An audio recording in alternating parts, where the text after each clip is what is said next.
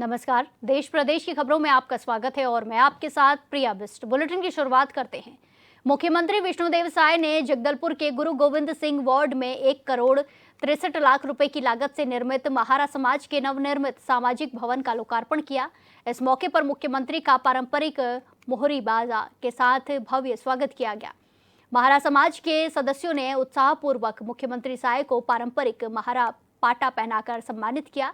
इस दौरान सीएम साय ने अपने संबोधन में महारा समाज के गौरवशाली इतिहास को याद किया और कहा कि जगदलपुर की स्थापना जगतू महारा और धर्मपुरा की स्थापना धर्मू महारा ने की थी। उन्होंने भूमकाल जैसे आंदोलन में समाज की सक्रिय भूमिका और अंग्रेजों की दमनकारी नीतियों के खिलाफ संघर्ष को विशेष रूप से रेखांकित किया।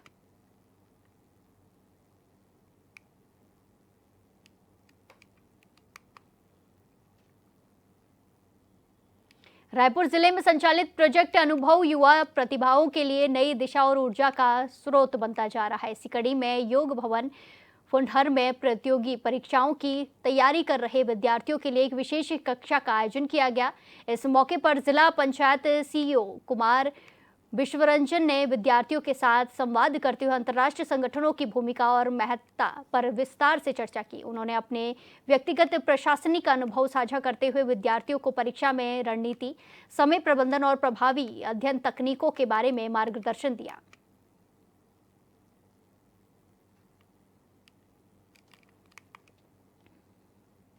इंदौर में एमवाई अस्पताल में हुआ चूहा कांड को लेकर जैस संगठन ने अस्पताल के बाहर धरना प्रदर्शन दिया।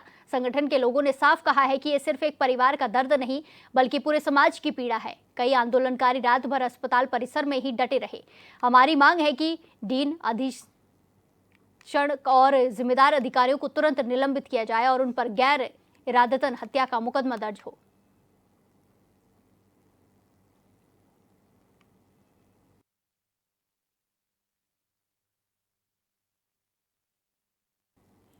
रांची में व्यवसायियों का सर्वोच्च संगठन झारखंड चैंबर ऑफ कॉमर्स का वार्षिक चुनाव संपन्न हो गया है, जिसमें टीम आदित्य मल्होत्रा की जीत हासिल हुई है। इस चुनाव में टीम आदित्य मल्होत्रा के 13 सदस्य विजयी हुए, जबकि दूसरी टीम तुलसी पटेल के 8 सदस्य चुनाव जीत पाए हैं। वहीं मतगणना दौरान पहुंचे रक्षा राज्य मंत्री संजय सेठ ने कहा कि ये चुनाव बहुत सौहार्दपूर्ण रहा। वहीं मौके पर उन्होंने जीतने वाले प्रत्याशियों को बधाई दी।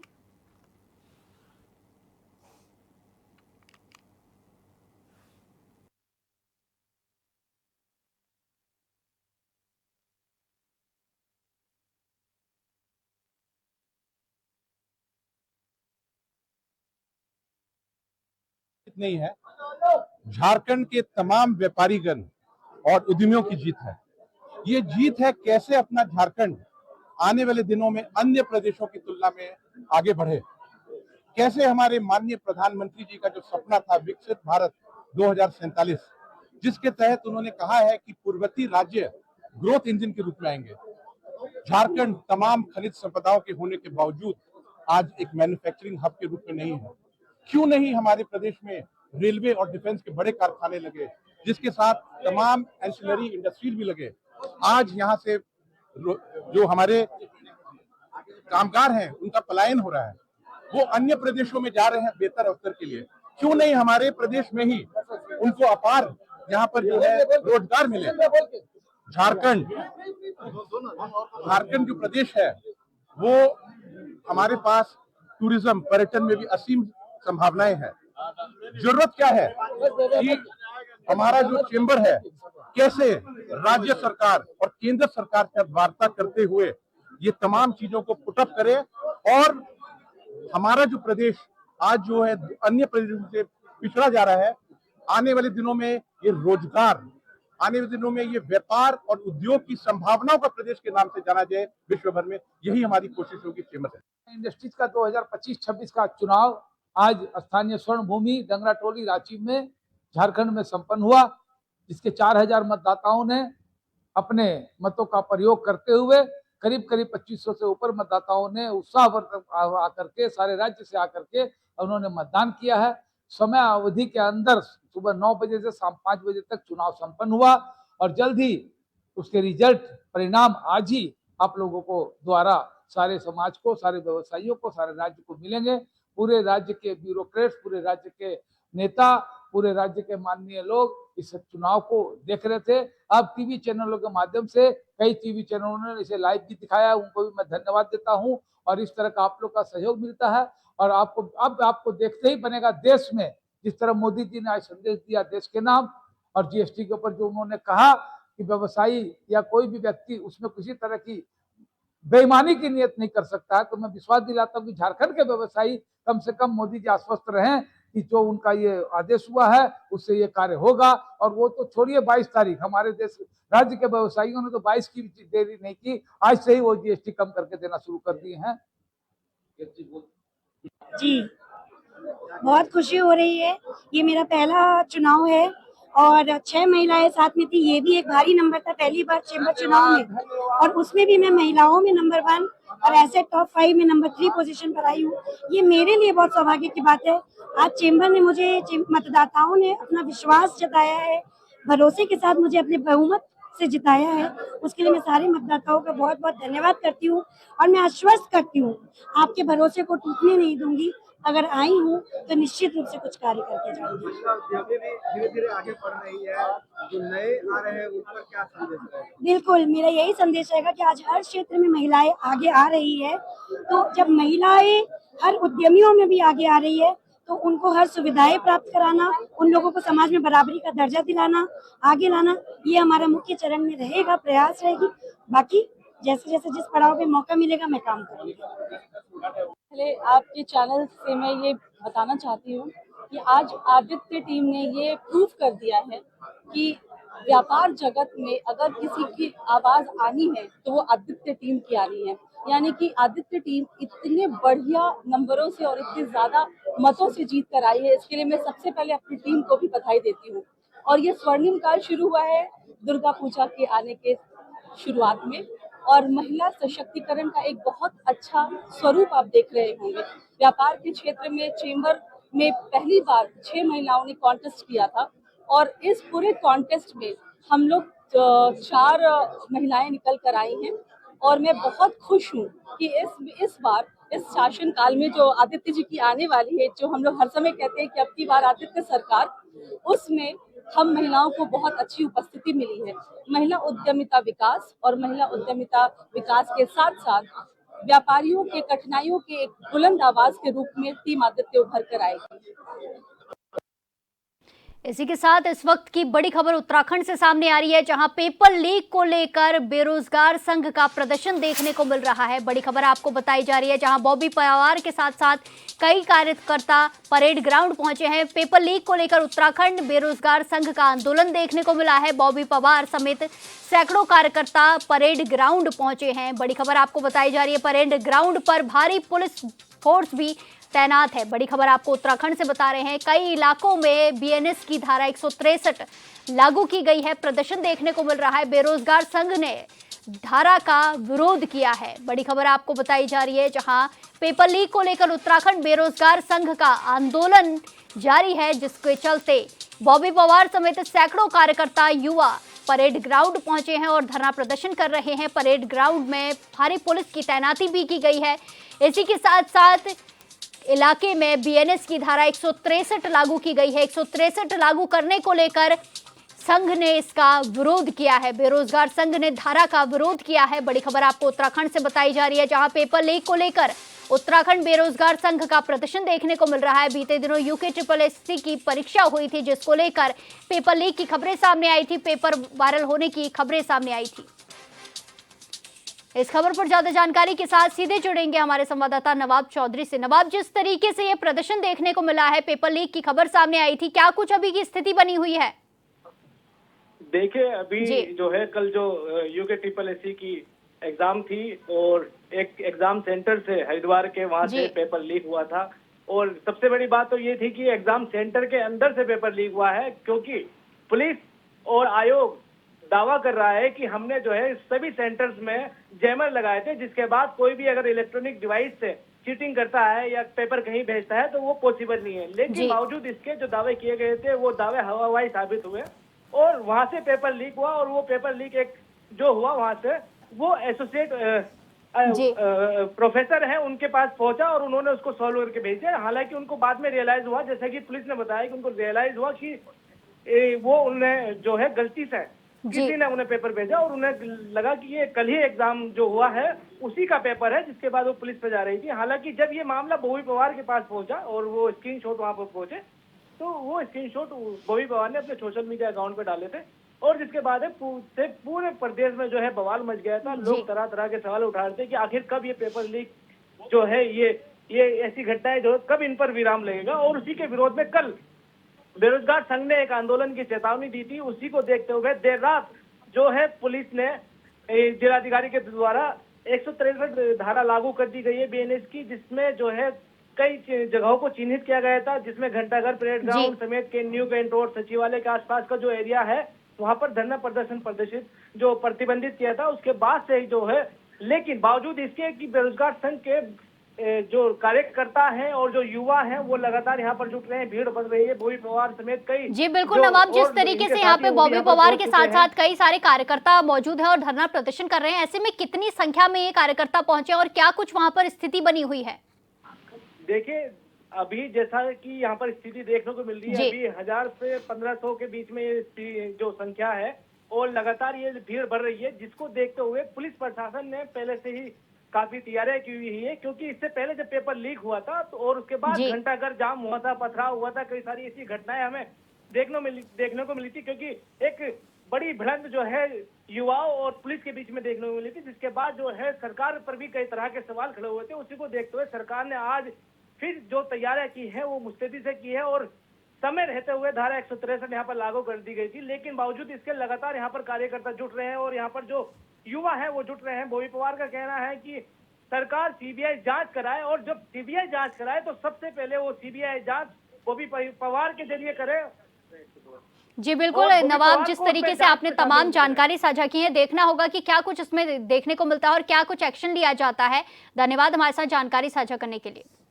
बागबाहरा में कुर्मी समाज के लोगों की ओर से हाल ही में किए गए रेल टेका आंदोलन के बाद अब आक्रोश तेज हो गया है। झारखंड के तमाम विधानसभा क्षेत्रों से कुर्मी विधायकों का समर्थन नहीं मिलने पर कुर्मी समुदाय के लोगों ने जबरदस्त नारेबाजी की है, नाराजगी जताई है। बागबाहरा के शक्ति चौक पर सैकड़ों की संख्या में जुटे लोगों ने जोरदार नारेबाजी कर विधायकों का पुतला दहन किया। कार्यक्रम का नेतृत्व मुखिया नरेश महतो ने किया। इस दौरान समुदाय के लोगों ने आरोप लगाया है कि अपने अपने विधानसभा क्षेत्रों से चुने गए विधायक आंदोलन के पक्ष में खड़े नहीं हुए, जिससे उनकी उपेक्षा साफ दिख रही है।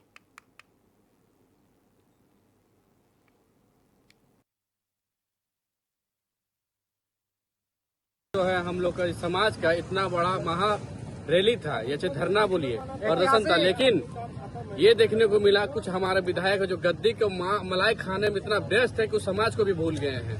दिक्कत यहीं से है। अब इन लोगों को हम लोग जो चेतावनी दे रहे हैं कि आगामी जो विधानसभा चुनाव है आप लोग स्वतः चुनाव ना लड़े, क्योंकि आप लोग समाज के जब काम में ही नहीं आएंगे तो फिर आपको हम विधायक बना के क्या करेंगे। आज इतना बड़ा आंदोलन आज नहीं दिखे, इससे साफ पता चलता है इन लोग की मंशा सिर्फ गद्दी पर राज करना है और समाज को पीछे धकेलना है। मामला ये है कि कल 20 तारीख को झारखंड, उड़ीसा और पश्चिम बंगाल के कुर्मी कम से कम 100 स्टेशनों में हम लोग लाखों की संख्या में हम लोग जुटे और हम लोग रेल का चक्का जाम किए।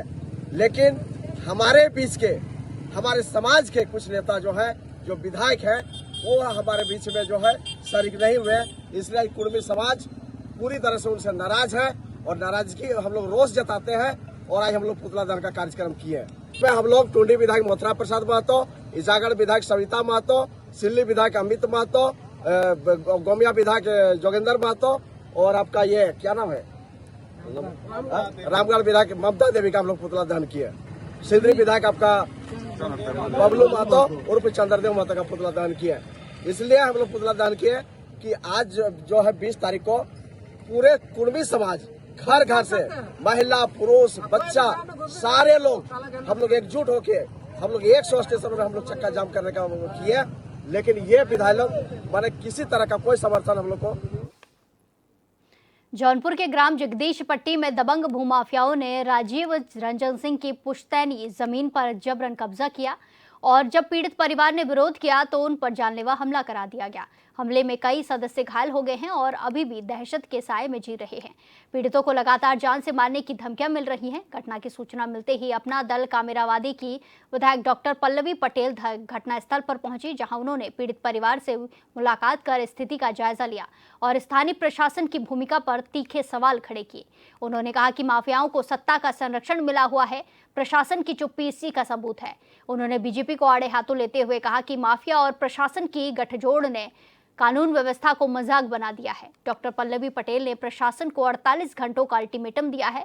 उन्होंने कहा कि अगर तय समय में न्याय नहीं मिला तो जन आंदोलन किया जाएगा।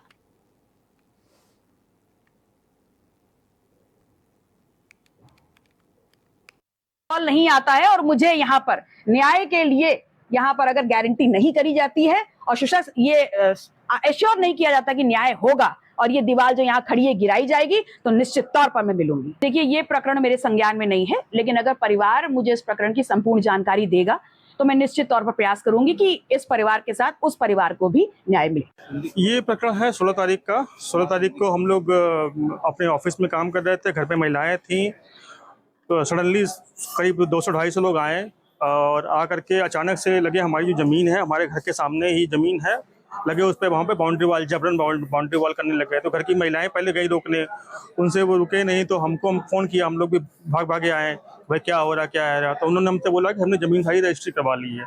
हमने कहा रजिस्ट्री करवा ली तो पेपर कुछ आए, पेपर लाइए, पेपर दिखाइए, कुछ है आपके हाथ में। तो कुछ भी पेपर दिखाने के मूड में नहीं है, सिर्फ और सिर्फ उन्होंने को जबरन उनको बाउंड्री वाल करना है। हमने उनको बाउंड्री वाल रोकने कहा भैया ये मत रोकिए, ये हमारी ज़मीन है, अगर आपके इसके पास हमारे पास पेपर है। उन्होंने कुछ नहीं सुना, वो सीधे बाउंड्री वाल उठाने लगे।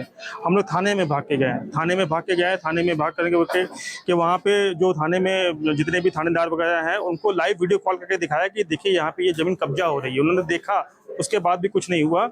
हमने 112 नंबर पर कॉल किया, 112 नंबर बोल रहा है कि भैया हम जाम में फंसे, अभी नहीं आ पाएंगे। फिर हमने एसओ को फ़ोन किया, एसओ जो है, एसओ बोलते हैं कि ये जो निर्माण कार्य चल रहा है वो एसडीएम के आदेश से चल रहा है। गिरिडीह में शारदीय नवरात्रि के पहले दिन गांधी चौक स्थित छोटकी दुर्गा मंडप में झारखंड सरकार के मंत्री सुदेव कुमार सोनू पहुंचे। इस अवसर पर उन्होंने कलश स्थापना के दौरान विधिवत मां दुर्गा की पूजा अर्चना की और राज्यवासियों को नवरात्रि की शुभकामनाएं दी हैं।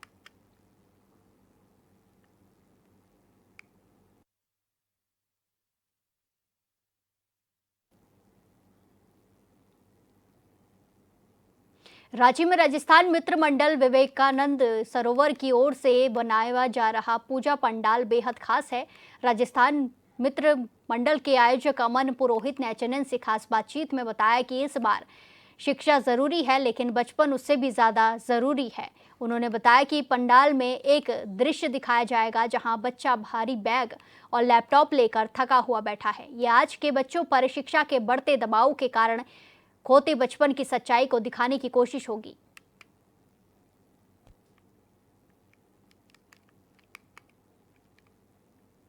खबर जगदलपुर से है, जहां विश्व प्रसिद्ध ऐतिहासिक बस्तर दशहरा पर्व का एक महत्वपूर्ण काचनगादी पूजा विधि विधान से बीते रविवार को संपन्न हुई। वहीं स्थानीय मृगान समाज की कुंवारी कन्या काचन देवी ने कांटों के झूले में झूलकर निवृत्ति आयोजन की अनुमति ली। इस अवसर पर वन मंत्री केदार कश्यप, बस्तर दशहरा समिति के अध्यक्ष समेत कई जनप्रतिनिधियों ने हिस्सा लिया। इसके अलावा काचगादी पूजा विधि विधान के बाद बीते रविवार शाम जगदलपुर के गोल बाजार में रैली देवी की पारंपरिक पूजा विधिवत संपन्न हुई।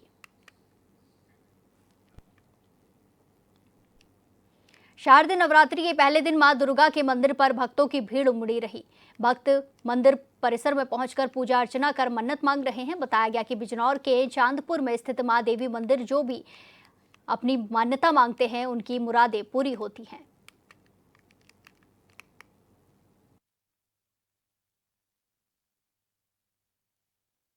यहाँ पर जो है बाहर से सब गांव से शहरों से लोग प्रसाद चाहने आते हैं और माता से मनोकामना मांगते हैं, उनकी पूरी होती है। यह कार्य हजारों वर्ष से होता रहा है। जी, कितने दिन तक पूजा पाठ चलेगी? नवरात्र से पूरे नवरात्र चलेगी है 9 दिन तक। अच्छा, क्या मान्यता है, कुछ बताएंगे? यहाँ पर जो है सबकी मान्यता पूरी होती है। बच्चे पैदा होते हैं, उनकी इच्छाएं पूरी होती हैं, शादियाँ होती हैं, जो भी यहाँ पर वर आता है शादी के लिए मांगता है, शादी पूरी होती है उसकी। अच्छा। उसकी इच्छा पूरी होती है। अच्छा, कितनी काफ़ी भीड़ आती है यहाँ पर? यहाँ पर लगभग लाखों लोग आते हैं हर साल नवरात्रों में। अच्छा, क्या व्यवस्था है उनके लिए? व्यवस्था मंदिर कमेटी पूरा सहयोग करती है और यहाँ पर व्यवस्था पूरी व्यवस्था है। कोई भी परेशानी होकर मंदिर कमेटी हर समय तैयार रहती है।